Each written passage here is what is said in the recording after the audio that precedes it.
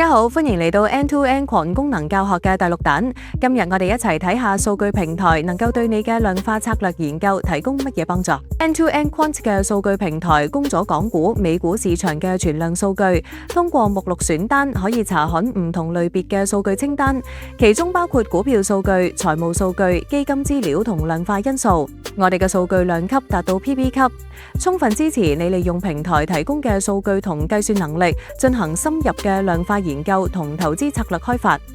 但係面對海量數據，該點樣揾到自己所需要嘅數據？唔使擔心，我哋嘅 AI 助手可以幫到你。